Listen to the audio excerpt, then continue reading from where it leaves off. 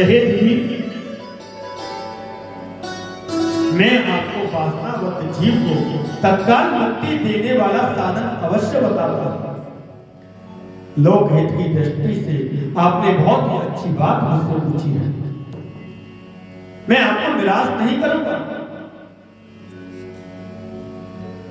तो हे देवी सुनिए, परम तत्व विजानी विज्ञानम परमेश्वरी द्वितीयं स्मरणं यत्र नाहं ब्रह्मेति सुतरी। हे देवी, परम विज्ञान ही परम तत्व है, जिसके उदय होने पर बुद्धि निर्मल हो जाती है और फिर मैं ब्रह्म हो जाता हूं। ऐसा निश्चित अड़िग एवं दृढ़ निश्चय हो जाना है। इस स्थिति में ब्रह्मा के अतिरिक्त किसी दूसरी वस्तु का जो है स्मरण नहीं रहता। हे प्रिय, यह स्थिति विज्ञान का उदय है। यह स्थिति अत्यंत दुर्लभ है।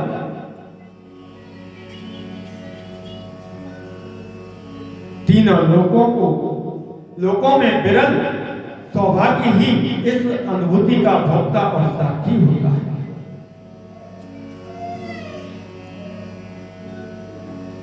विज्ञान कोई और नहीं, विज्ञान की माता जो है मेरी भक्ति है।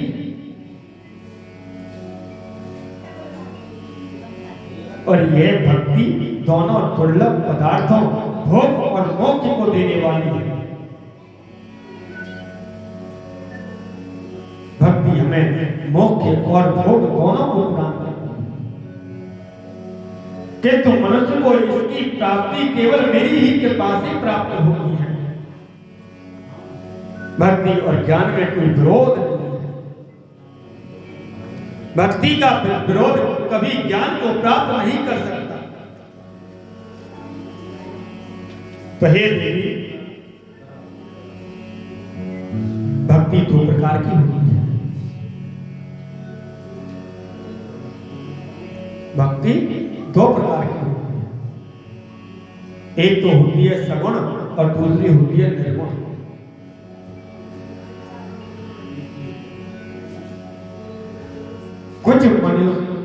कुछ मनुष्यों ने निर्गुण भक्ति को चिंतन का नाम दिया है, किंतु वस्तुतः चिंतन में भावना का समावेश होने पर ही भक्ति कहा जाने लगता है। जब तक चिंतन में भावना जागृत नहीं हो तब तक भक्ति आ नहीं सकती। भक्ति के इन दोनों रूपों के 9 अंग हैं। शरणं कीर्तनं स्मरणं सेवनं दास्यम् अर्चनं वंदनं सख्या आत्मनिवेदनं तथा। सबसे पहले दिया है श्रवण, सुनना।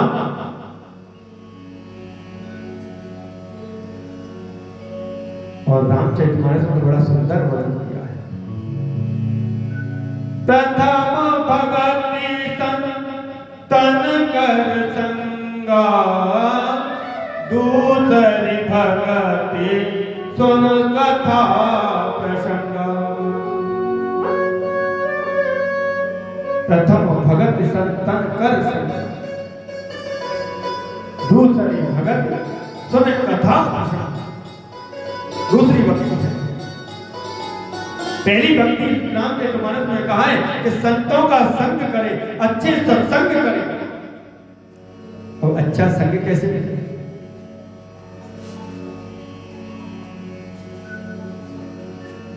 एक समय की बात है, एक प्रसंग याद आ गया। एक भंवरा होता है, भंवरा। एक भंवरे की दोस्ती जो है एक गोबरी से हो गई। गोबरी जानते हो किसे कहते हैं? गोबरी जानते हो किसे कहते हैं? गोबरी होती है गोबर की कीड़ा, यानी भ्रष्टा का कीड़ा। अब एक भंवरे की दोस्ती एक गोबरी से हुई और काफी समय तक दोस्ती चलती रही। दोनों खूब मिलते, खूब बातें करते। तो एक दिन गोबरी ने कहा कि भैया देखो, हमारी दोस्ती है, बहुत समय है वो, लेकिन एक दूसरे ने आज तक काऊ के यहाँ पे शादी ग्रहण नहीं करी है, ना कोई खावे ना पीवे, ऐसी काय की दोस्ती भैया है। दोस्ती तो जब है जब एक थाली में बैठ के खावे, एक थाली में बैठ के एक गिलास में पानी पीवे, एक ही साथ रहे। भंवरा बोलो बहन सही कह रही है, हमें तो बहुत दिन है, लेकिन आज तक हमने काऊ के यहाँ एक दूसरे के यहाँ पे कोई खाना पीना करो ही ना है। तो गोबरी बोली ठीक है भैया, तो कल को निमंत्रण आपको मेरे यहाँ पे, कल को निमंत्रण जो है ना आपको मेरे यहाँ पे। भंवरा बोला ठीक है भैया, ठीक है बहन, मैं कल आ जाऊंगा। तो कितने बजे को है? तो 12 बजे तक आ रही है, कोई दिक्कत ना है। भंवरा उठता हुआ दूसरे दिन ठीक उसी समय पर वहीं पहुंच गए। और जैसे ही वहां पहुंचा, गोबरी देख करके बड़ी प्रसन्न हुई और उसने एक स्थान दिया कि बैठ जाओ। और जाकर के एक सुंदर सा ताजा ताजा एक गोबर एक गाय ने किया, उसको ला करके भाई जो जो खाता है वो उसी को तो खिलाएगा।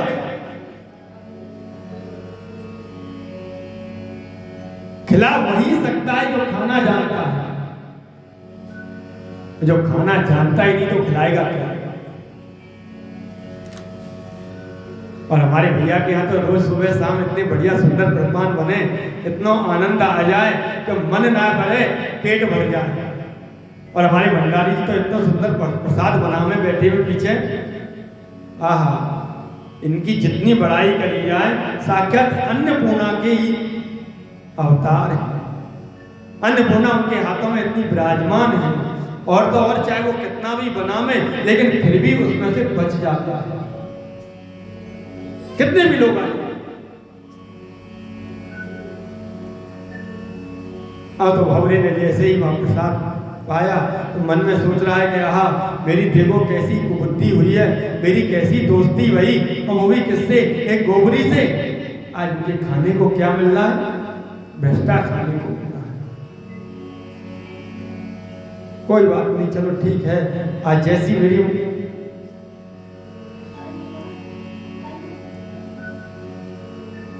प्रसाद ग्रहण करें। वह गोबरी से बोला कि देख बहन, मैंने तेरे यहाँ प्रसाद पा लियो, अब कल को निमंत्रण तेरो मेरे यहाँ पे, कल को निमंत्रण जो है वो मेरे यहाँ है। गोबरी बोली भैया सुन, मैं पे चलो फिरो तो जावे ना, मैं कैसे जाऊंगी? अरे तू काहे की चिंता करे, तो मैं अपनी पीठ पे धर के ले जाऊंगा।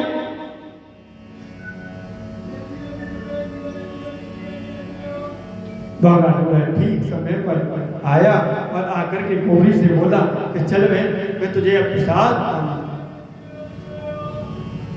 भैया भंवरे ने गोबरी को अपनी पीठ पर बिठाया और ले जा करके एक सुंदर से गुलाब का पुष्प खिला हुआ था और उसको ले जा करके उसको बिठा दिया। अब तो गोबरी को सुंदर पुष्प के रस का तो आनंद आ रहा है? नहीं आ रहा। जिस प्रकार गोबरे को उस गोबर में आनंद नहीं आ रहा था, उसी प्रकार उस गोबरे को उसमें आनंद नहीं आता। लेकिन जो खाता है वही तो खिलाएगा। अब क्या हुआ कि वो भंवरा जो है उस गोबरे को भूल गया कि मैं गोबरे को लेकर के आया हूं, और जाकर के कहीं अन्यत्र जाकर के रस चूसने लगा।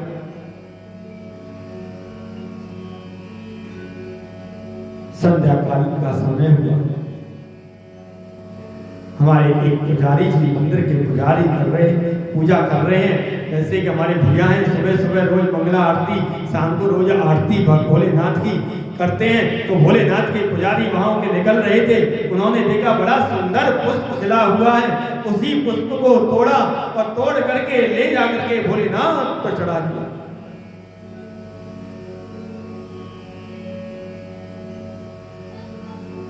गौरी भोलेनाथ के दर्शन कर रही है, इतरा रही है, आज मेरे भाग खुल गए।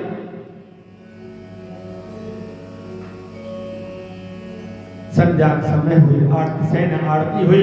सैन्य आरती होने के उपरांत में उन पुष्पों को लेकर के और भी जो पुष्प रखे थे उन पुष्पों में उनको मिलाया और मिला करके गले में रख दिया। और जब प्रातः काल सुबह जब मंगला आरती के लिए स्नान करने के लिए जा रहे हैं पुजारी जी, यमुना जी में स्नान करने के लिए गए, तो यमुना स्नान करने जब जा रहे हैं तो गले को साथ ले जा करके उन पुष्पों को यमुना जी में विसर्जन कर दिया। और वो पुष्प यमुना जी का स्नान करके तैर रहा है, और तैरता पुष्प जो है जब जा रहा है तो भंवरा जो है प्रातः काल सुबह का समय अपनी कोई दिनचर्या में निकल के जा रहा था, तो देखा, अरे गोरी तू यहाँ कैसे, मैं तो तुझे भूल गया।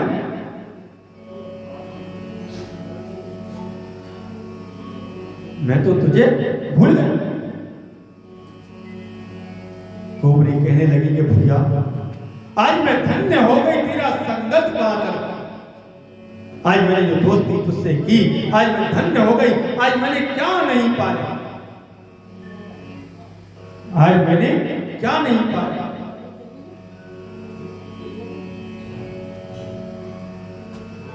आज मेरे साक्षात प्रभु के दर्शन हो गए, यमुना का स्नान मिला है। तो कहने का अर्थ यह है कि संगत भी ऐसी करो।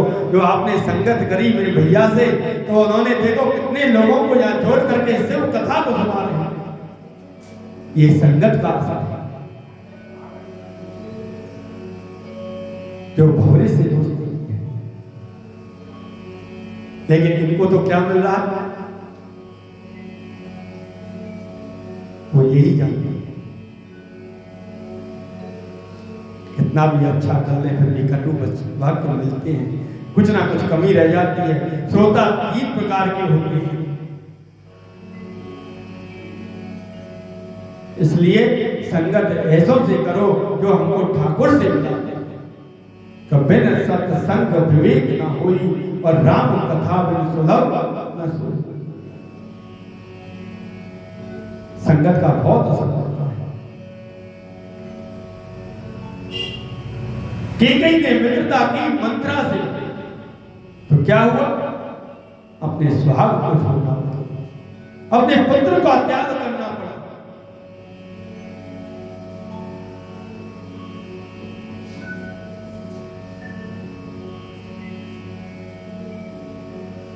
और सुग्रीव ने मित्रता की राम से, साक्षात मित्र को मिला। कौन मिला, राम से मित्रता की, नारायण की प्राप्ति हुई। सुदामा ने मित्रता की कन्हैया से, नारायण की प्राप्ति हुई। देख सुदामा की दीन दशा, करुणा करके करुणा निधि रोए, और पानी परात को हाथ छुओ नहीं, नैनन के जल सो। भारी सुदामा, एक ब्राह्मण में ही ऐसी ताकत है, ऐसी शक्ति है, जो स्वयं त्रिलोकी के राजा, वैकुंठ के राजा द्वारकाधीश को भी अपने चरणों में बिठा दिया। उससे भी कह दिया कि तू ही मेरे पैरों में पकड़, तू ही पैर छू ले, मैं तुझको ही आशीर्वाद दे। क्यों? क्योंकि देवा धीनम जगत सर्वा, मंत्रा धीनम च देवता, ते मंत्रा ब्राह्मणा दीना, तस्मात् ब्राह्मण देवता। पूरा संसार किसके अधीन है? देवताओं। पूरा संसार देवताओं के अधीन है, और देवता किसके अधीन है? मंत्रों के। ते मंत्रा ब्राह्मणा दीना, और वो मंत्र किसके अधीन है? ब्राह्मणों के। तस्मात् ब्राह्मण देवता, इसलिए पृथ्वी का प्रथम देवता जो कहा है तो वो कौन है? ब्राह्मण है। ब्राह्मण का सम्मान,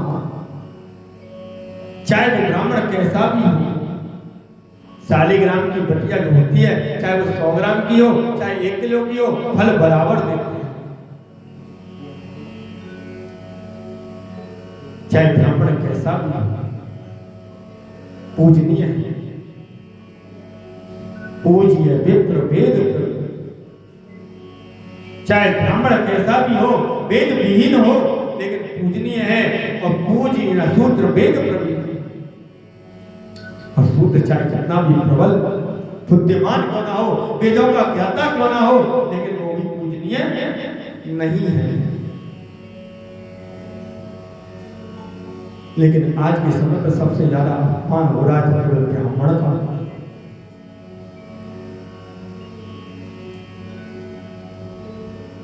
स्वयं भगवान अपने मुख से कह रहे हैं, रामचरितमानस में स्पष्ट लिखा है, माता लक्ष्मी से जब भृगु ऋषि ने जाकर के भगवान की वक्ष स्थल पर जैसे ही लात का प्रहार किया, तो लक्ष्मी जी कहने लगी कि मैं आज से ब्राह्मणों के पास नहीं रहूंगी।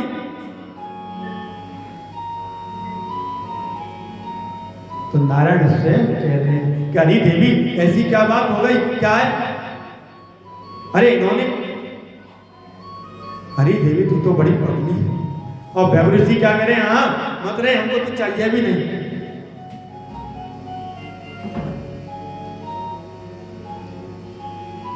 कि विप्रभेद सुर संत हित लीन मनुज अहुता, निज इच्छा निर्मित तनु माया गुण गोपा।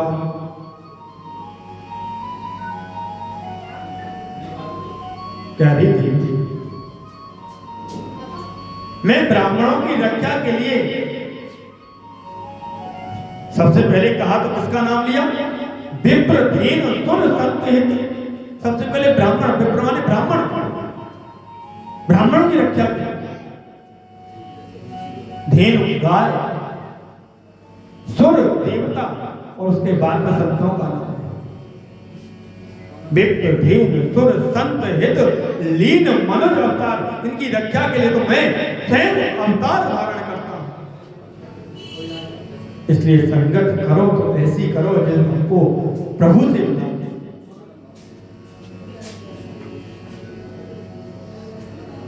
स्थिर आसन की मुद्रा में बैठ करके तन मन से मेरा ध्यान करते हुए भगवत कथा तथा कीर्तन आदि का श्रद्धापूर्वक सम्मान पूर्वक श्रवण करके पुलकित होकर होने से सदा आनंद मग्न होकर के आत्मस्मृति की अवस्था में पहुंच जाना ही श्रवण कहलाता है। एकाग्र चित्त होकर के सुनना चाहिए। कीर्तन शुद्ध हृदय एवं एकाग्रचित्त होकर के वाणी द्वारा प्रेम पूर्वक उच्च स्वर से मेरे दिव्य गुणों का गायन करे, भजन गाए, साधना करे, यही कीर्तन है। स्मरण अपने कर्तव्य का निर्वाह करते हुए प्रतिक्षण नित्य अविनाशी परमेश्वर को सर्वव्यापक समर्थ एवं सृष्टि के सभी कार्यों का कर्ता धर्ता जो सर्वत्र सर्वतंत्र स्वतंत्र है, निरंतर उसे अपने मन में स्मरण रखना, उसके नाम का जप करते रहना, यही तो स्मरण है। सेवन सेवन कहा गया है कि निद्रा भंग से लेकर के निद्रा मग्न होने तक निरंतर भगवान के मन में भगवान का नाम निरंतर जपते रहना चाहिए। उसके प्रति गौरव, सभी इंद्रियों को निरंतर अपने बस में करके उसकी सेवा करें, नर सेवा करें, नारायण सेवा करें। जो अभाव होते हैं, अभाव पीड़ित होते हैं, जिसके पास में कुछ वस्तुएं नहीं होती हैं, अगर आप सामर्थ्यवान हैं तो उनको वस्तु प्रदान करें, उनकी सहायता करें। भूख से पीड़ित हैं, प्यास से पीड़ित हैं, रोग से पीड़ित हैं, तो उनको अन्न दें, जल दें, औषधि दें। यही है सेवन।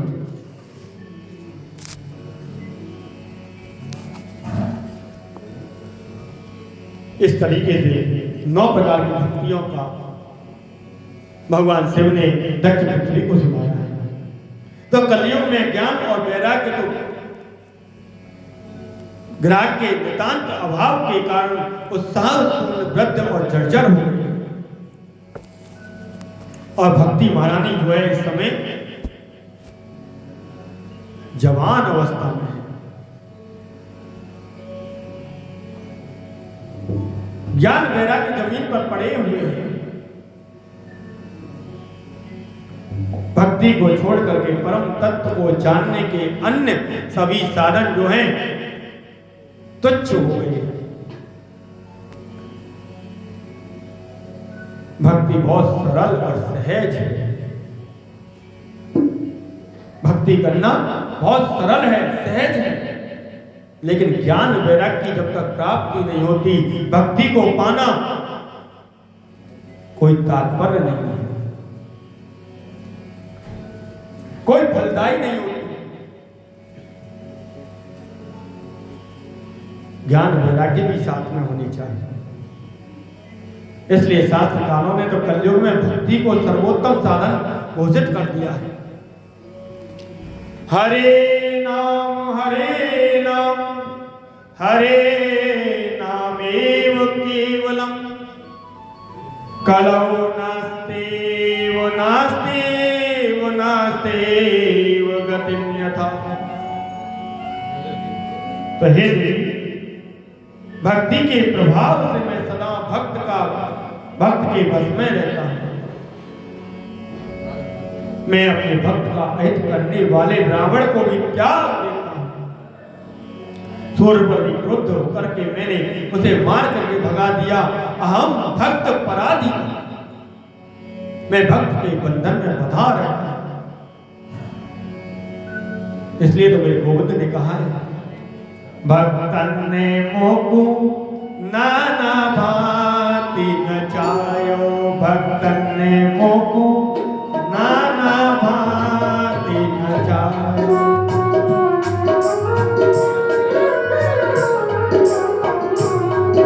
भक्त मुझे जहां बुलाते मैं वहीं चला जाता।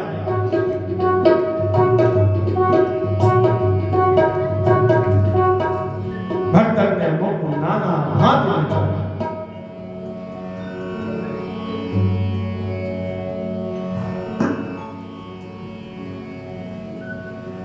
सुदामा ने पुकारा तो मैं केवट बनकर के गया।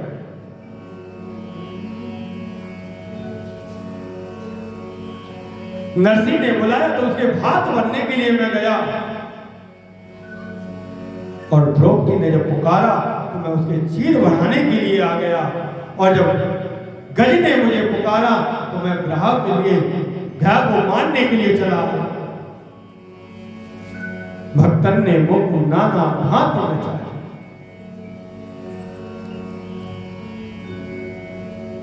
तीनों लोकों में भक्ति जैसा सुगम साधन कोई और नहीं है। कलौ प्रत्यक्ष फलदाव भक्ति तत्काल अभिष्ट फल प्रदान करने वाली है। और मैं सदैव भक्ति की रक्षा के लिए प्रति संकल्पित रहता हूं। नारद जी महाराज कहने लगे कि प्रभु, आप तो शिव चित्त के चरित्र के मर्मज्ञ विद्वान हैं और आपके मुखारविंद से शिव सेवा को यशो में और गौरवपूर्ण आख्यान सुनने से मुझे बहुत आनंद मिल रहा है। अब मैं आपसे एक अनुरोध करना चाहूंगा। क्या आपसे अनुरोध है कि आप कुछ और सुनाने की कृपा करें? ब्रह्मा जी कहने लगे कि पुत्र, शिवा और शिव में तुम्हारे अनुराग को देख करके मैं तुम्हें उनको एक परम रहस्यमय एवं दिव्य प्रसंग सुनाता हूं। आप उसे बड़े प्रेम से समझ कर